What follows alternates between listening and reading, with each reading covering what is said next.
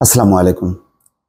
বরিশালের গৌর নদীর আগল ঝড়ায় দুধ দিয়ে গোসল করে বিএনপি ছাড়লেন এক নেতা, সাথে আরও একজন।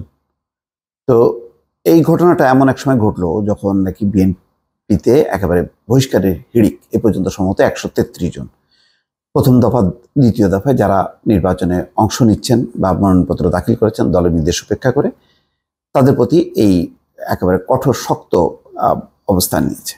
তবে এটা ঠিক যে এই সময় যারা টিকতে পারছেন না তৃণমূল পর্যায়ে, মামলা হামলা নানান কারণে, তারা যদি এখন বিএনপি ছাড়ার জন্য মানে কি বলে গোলাপ জল দিয়ে গোসল করে, দুধ দিয়ে গোসল করে, তাহলে এটা খুব বেশি মানে তাকে সমস্যার মধ্যে পড়তে হবে না, বরং ক্ষমতাসীন দল এটাকে স্বাগত জানাবে, সমস্যা হবে না। যদি আমরা বিপরীতে দেখি, এর আগে যেটা হয়েছিল ছাত্রলীগ বা যুবলীগের কেউ কেউ খবর এসছে যে এরকম দুধ দিয়ে গোসল করে মানে দল ছেড়েছেন, সংগঠন ছেড়েছেন, তাকে বেশ ধকল পোহাতে হয়েছিল। এদেরকে হয়তো ফয়েজ, যেটা হচ্ছে আগলঝরা উপজেলার বাগদা ইউনিয়ন বিএনপির সভাপতি AKM রেজাউল ফয়েজ দুধ দিয়ে গোসল করে দল ছাড়লেন, এটা ক্যাপশনে বলা হচ্ছে। তো একেবারে রীতিমতো সংবাদ সম্মেলন করতে পেরেছে। সবই সম্ভব, কারণ এখন বিএনপি তার ক্ষমতায় নেই, সে যে কাউকে হয়রানি করবে বা ঝামেলা করবে সেই সক্ষমতা নেই। দলকে এখন টিকে থাকতে হবে, একদম সোজা কথা। তার মানে সাংগঠনিক অবস্থান, তার আদর্শগত অবস্থান দিয়ে এটা যদি কোনো নেতাকর্মীরা মানতে চায় মানবে, না হলে কিছুই করার নেই। কিন্তু পাল্টা প্রতিশোধমূলক কিছু করা দলের পক্ষ থেকে সম্ভব না। আর যারা এই পদত্যাগ করবেন, এক অর্থে তারা, যেহেতু তারা চান যে মানে প্রচলিত যেই মানে রাজনীতি, অর্থাৎ ওই দলীয় সরকারের অধীনে, স্থানীয় প্রশাসনের অধীনে যারা খুবই বায়াসড বলে বিএনপি বলছে, তাদের অধীনে নির্বাচন হবে এবং সেই নির্বাচনে তারা জিতবেন।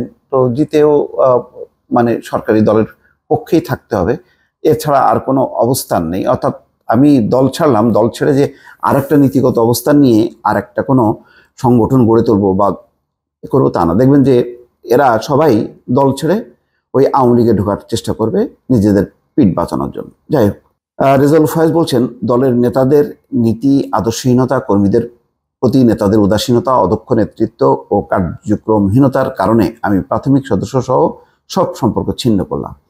তার অভিযোগ, হামলা মামলা ও নির্যাতনের শিকার হয়েও তিনি দলের কাছ থেকে কোনো ধরনের সাহায্য সহযোগিতা সহানুভূতি পাননি। এটা খুব গুরুত্বপূর্ণ হয়। তার মানে এই বিরোধী রাজনীতি করতে যে সে হামলা মামলার এগুলির নির্যাতনের শিকার হয়েছেন, আর হয়তো তিনি সহ্য করতে পারছেন না। ছবিতে যা দেখছি তার বয়স, সেই বয়সটাও যথেষ্ট। সুতরাং এটার থেকে বাঁচারও একটা পথ। আবার এটাও ধরা পড়লো যে তিনি যাওয়ার আগে বলে যাচ্ছেন যে ওই যে হামলা মামলা নির্যাতনের শিকার, তার মানে এখন বিরোধী দল করা মানেই হচ্ছে সেই দলের নেতাকর্মীরা হামলা মামলা নির্যাতনের শিকার হবে। দল সহযোগিতা করবে কতজনকে? প্রশ্ন। দলের সক্ষমতা কতটুকু? দল কি এইভাবে অভ্যস্ত ছিল?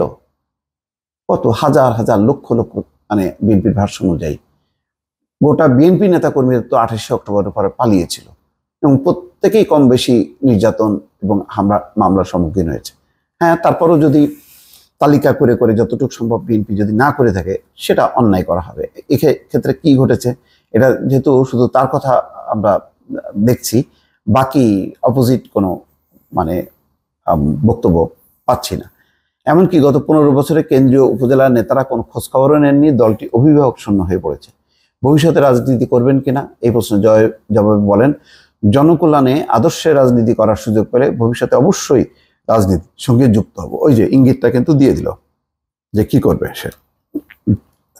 আচ্ছা, আগলঝরা উপজেলা বিএনপির আহ্বায়ক কবির হোসেন তালুকদার ও সদস্য সচিব মোল্লা বশির বলছেন, KM রেজাউল ফয়েজ দীর্ঘদিন কোনো সাংগঠনিক কার্যক্রমে ছিল না।